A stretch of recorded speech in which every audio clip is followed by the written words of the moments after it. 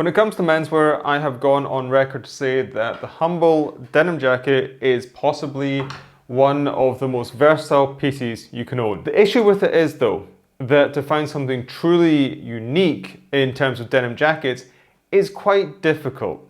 The problem lies that over the years, the styles have been distilled down into 4 archetypes. You've got the Levi's 1, 2, and 3. You've got the Wrangler, and then you've got the Lee. Everything else tends to just be variations on that theme, on those themes. When a brand or somebody tries to go too much outside of these archetypes, it tends not to work. I think the reason behind this is that over the decades or even the centuries that denim jackets have existed, every single permutation has been tried. The ones that survived for good reason because they really worked, and the ones that didn't, they just fell by the wayside. So if you want something unique in terms of denim jackets, it's really quite difficult. But I think I might have found one. And that is exactly what we've got in here, I hope. As you can see, I've not actually opened it yet.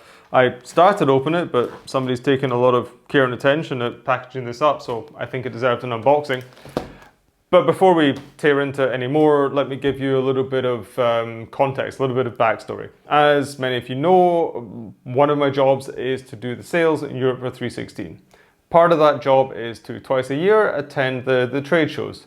The trade shows are where the stores go, the stores that you buy your denim from, that's where they go to buy their denim. You've got a booth, you've got the collection there, and they come and see what you've got, and then that lands in the stores in 6 months' time or so. Next to the 316 booth was the Fit and Craft booth. And of course, you want to be friendly with your neighbors, so I go over there, start chatting. I discover that they are the nicest, most friendly people in the world. Constantinos is there with his wife and his kid. There they are there. And of course, like through the 3 days, I've got some free time sometimes and I have like a little bit look through it. A little bit of a look through it. His jeans are amazing. His chinos are amazing. Everything he creates is actually amazing. What stood out to me was this denim jacket, the denim jacket I'm going to show you in a second. Simply because, as I said, I think it represents something unique in the world of denim jackets where I can see some aspects that he's pulled on for the design, but there's other aspects that either he created himself or he pulls on inspiration thread that I just don't know about. So I was really fascinated by this piece and I put down an order there and then. And as I said a little bit earlier, the thing with these trade shows is this is what's going to be landing like 6 months later on. So that's why it's taken from, when was that, June or July, something like that. That's why it's taken it this long to arrive. Okay, I've done this take about 50 times, so now I'm actually going to open the bloody box. And I need a knife for that. I really don't know what they make these DHL bags out of, but they're indestructible, which I guess for packaging is a good thing. See what I mean? This is really beautifully packaged. It's like one of these Russian dolls. Which camera can see this the best? There we go. Whoop. And another layer.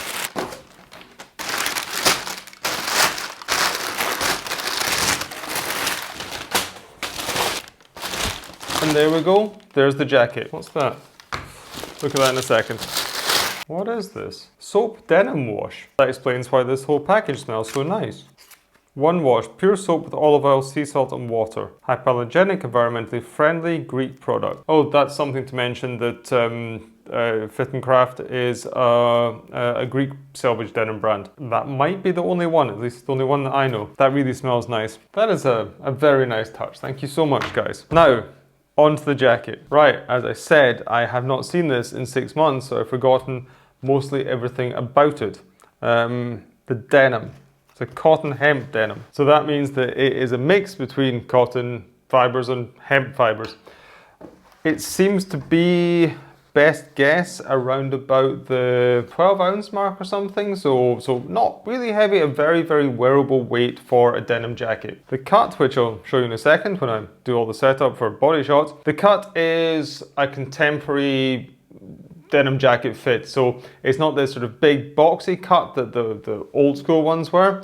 It's much more flattering for how we want to wear our clothes today. Now the basic block, let's say it's a pleated blouse block. I mean, that's one of the, if not the first designs of denim jacket that go way back to, I don't know, the 1880s, 1870s. So the pleats are these folded over parts that run down the front here. Some people say that these were to allow a little bit of variation with how you wear your jacket. As in you could unpick these box stitching here, you get a little bit more room. I personally don't think so, because that would just make it like balloon out in the middle. You don't get any sort of adjustment in the waistband. I think it's just to add a little bit of more movement around the torso, because they do allow it to move and flex quite considerably actually. This feature was in most denim jackets up until the 50s, the late 50s, when the Type 3 was introduced. And then the Type 3 was more sort of a fashion forward looking denim jacket, much slimmer, more away from workwear. And at that time, the pleats kind of like went away. Actually, no, that's not true. The Rider predated the Type 3. It also didn't have pleats. But yeah, anyway, this was sort of the pre-Second World War way the denim jackets were made. Then if we're sticking to around about the pleats, we can have a look at the buttons. They are unbranded. They're sort of a gunmetal tone. Don't know why I'm describing all this, you can see it. But they are very solid, very well set, and they really suit the tone of the denim. It looks lovely. And I love that they've got the brass prongs in the middle here. It just gives that little bit of extra pop. And I'm presuming with time and wear, these buttons are going to really patina up very, very nicely. The buttonholes themselves, very cleanly done, very well done. And the stitching around the buttonholes seems to be in a dark forest green. And I believe that is a nod to workwear post-war. I remember seeing a few pairs of old Carhartts where they had this sort of forest green stitching. And I think there was another brand, Left Field, New York City. They did a range of work pants with this green as well. So all of this adds up to say that Fit and Craft, the guys there, they really know their stuff historically. And that green tone works really beautifully with this denim. Up from that, we can see the two colors of stitching. So there's contrast stitching here. There is a tobacco, and then there is a sort of lemon, yellowy color. So two different tones. That's also quite traditional. It's very tight, extremely well done. We'll have a look over the rest of the stitching a little bit later. Sticking to the front, down here, you've got the one pocket. Maybe one pocket. Actually, I think there's two. There looks to be one on the inside. Okay, you've got one outside pocket. Yeah, I always would tell people never ever buy a denim jacket without hand warmer pockets. This doesn't have any. But that's okay. I will balance that out with the fact that this is a unique piece, and I like the placement of this pocket. It's sort of Type 1-ish with the one single pocket, maybe sort of mid-war, World War II with the pocket without the flap, and also a little bit of sort of Chorco workwear style with this single flapless pocket down a little bit lower. It's not up in the chest. So again, pulling in all of these different threads to create something unique. Then we get the first look at the rivets on the jackets. Again, they are unbranded. They look like copper rivets. You get this lovely little sort of burst, the denim coming through when they've been set. The pocket is unlined, which I like. I find that lined pockets are they're a bit fussy and a bit redundant, to be honest. And then you've got the Fit and Craft little logo here, which is a white hand sort of sticking out above the top of the pockets. That's also found in their jeans, and I presume their chinos as well. Unlike the Chorcoats and the Type 1, the pocket has a more spade shape to it. So it's got a rounded shape to it, which is more kind of akin to sort of the Lee kind of style pockets. Let's have a look at the inside and let's see if there is actually an internal pocket. And yes, there is. That's pretty useful actually. I mean, if you want to have something a little bit more secure, it's much better to put it in an inside pocket. This is in a hickory stripe cotton canvas. I'd put that, it's like a decent weight of pocket bag material. Possibly this is from the pocket bags that you find in their jeans, but I can't quite remember right now. And I really like that. It's similar to the contemporary fit. It's just the realization, the practical realization of how people are going to use this jacket on a daily basis. Then sticking to the inside, we can see the Selvage ID line running up the button plaquette. It's a single red line selvage. It's on both sides, and you've also got the Selvage ID running around the waistband as well. This is very, very cleanly made. This is really beautifully made.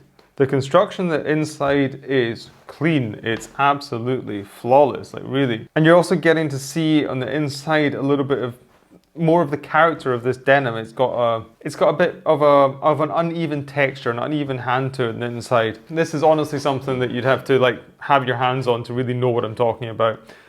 Suffice it to say, the denim is full of character, and there was two options for this, and I went for this denim because of the character that I found in it. Up here towards the collar, we've got a natural veg tanned leather, and that's going to patina up absolutely beautifully, especially like being right at the back of your neck here. It looks even like it's got a little bit of water splashes on it already. I kind of like that. It's already getting a little bit of character before it even came to me. Okay. Really, this is so well made. It's beautiful. Whoever put this jacket together, they really knew what they were doing. Interestingly enough, and I like this, there's no care labels in this whatsoever. I thought that was like a requirement by some EU regulation, but I appreciate that. I always hate it when I get a jacket that's just got this wad of, you get this beautiful piece made of a beautiful fabric, beautiful denim, and then you've got these polyester printed labels just hanging out of it. It's just such a juxtaposition, and so having this completely clean, I love that. Right, what's next? Down at the cuffs, more Selvage ID. Same buttons that's on the button plaquette at the front, and then a single rivet up at the stress point at the top of the cuff. Again, very nice, very cleanly done. Right, what's next? We're going to talk about the collar in a second. Over to the back, got quite a simple yoke at the back with a couple of pleats. Again, this just allows for a little bit of movement, allows for a little bit of shaping of the jacket to sort of conform to the body. And then down at the bottom, you have got, again, a couple of pleats that have been riveted at the stress points down at the bottom. So I know that the precursor to the Lee Rider, the Lee Cowboy jacket, they did something similar when they stopped doing the cinch at the back, and I'm presuming that Fit and Craft, Constantinos, is pulling from that reference. Right, that's the back, and I think the last thing to really look at, the last thing that kind of distinguishes this jacket from the norm, so to say, is the collar. You've got, so I always thought this was called a Peter Pan collar, but apparently it's not, which I'm quite glad about because I don't like to think of me wearing a Peter Pan collar. I don't know what this kind of collar is called, like a round collar, maybe a Cossack collar. I know that leather jackets with this shape of collars are called Cossacks. I really like this. I like to see this on a denim jacket because it's that little bit different. And there's not too many brands out there that can execute this well enough that people like it and will choose this shape of collar over as a more traditional pointed collar. It takes a little bit of bravery. I mean, the only one that I can think of is Mr. Freedom and Fit and Craft. I can't answer why this style of collar is so difficult to do well. In the other jackets, the other examples I've seen, either it's been too big and it just looks kind of awkward, or it's been too small, it doesn't sit properly. Here it's just, it just hits that sweet spot. Okay, when we flip it up, you've got some stitching running around the base of it, and that I believe just gives a little bit more rigidity, and that might be why it sits so well. And again, you just see here how good how skilled the tailor or the seamstress that put this together was. This, I'm presuming, was done by hand. The lines are completely, the stitch lines are completely flawless, completely parallel. It's just that kind of attention to detail that I really love in a garment. But that's all the details, so let's see what this thing looks like when it's on. For size reference, which I know is always essential, I am a pretty standard large in all major brands like Lee, like Levi's, like Edwin, all of these things. And this is a large. I believe the sample one that I tried on at the show was a medium. So yeah, I mean that fits perfectly. That really fits perfectly. Oh, this is really, and okay, I'm seeing it this big in the screen, but it feels like a really, really well-fitting jacket. Denim's got that slightly crispy feel to it that you get from new raw selvage denim. You know my preference for this. I always do an initial soak or maybe even initial wash on my jeans with my jackets because I want them to be a little bit more, a little bit softer, a little bit more wearable straight away. I tend to actually give them a wash. Maybe even, I know this is complete and utter heresy, but maybe I even add a little bit of fabric softener. I did that with my last Benzac jacket and it really made it much nicer to wear. With denim jackets, I'm really not using them as a fade project. I'm not expecting like the really high contrast fades to come out in a denim jacket. I just want it to be a versatile piece that I'm going to wear. I tend to wear denim jackets more like shirts, to be honest, and so I hardly ever keep the arms rolled down all the way. So I always like to have a little bit more room at the cuffs to be able to roll them up. Yeah, and that has these. Has that. I mean, from here it looks very slimming. Christmas was not very slimming at all. Oh yes, this is my first video in 23. Shit, Happy New Year, guys. I hope you had a blast. We had a brilliant one. Again, as most of you know, I've got a young daughter. She's, I think, tomorrow she's going to be 9 months old, which is quite crazy. So that kind of limits is not the right word, but you can't go out and party all night on New Year's or any time. We had planned with our downstairs neighbour, who's also got a young child. I think their kid's like 3 or 4 months old. They were going to come upstairs at midnight, we're going to have a drink and then go our separate ways. The thing is, their daughter started freaking out about 1:45 midnight. My wife and I looked at each other, we're just like, should we just get into bed with Carly? So, straight to the bathroom, cleaned her teeth, washed her face, we're in the bed at 3 minutes to midnight, said Happy New Year. By 10 minutes past midnight, we were completely asleep. Woke up the next day, woke up on New Year's Day, with no headache. We went to the Tier Park, which is a park in the east of Berlin. It was absolutely lovely. It was one of the nicest New Year's I've ever had. So I hope yours was equally as nice, but different. And back to the jacket. Yeah, so as I said at the beginning of this video, you must admit, in the world, how does that look with the collar done up? No, that doesn't really work. Yeah, I'll keep the collar down. So yeah, as I was saying, in the world of denim jackets, you must admit, this is quite unique. And as you guys know, denim jackets are my thing, more than even jeans. So I'm very happy to add this to the rather ridiculously sized collection. Okay, I have no idea what they put in this soap, but the jacket smells absolutely amazing.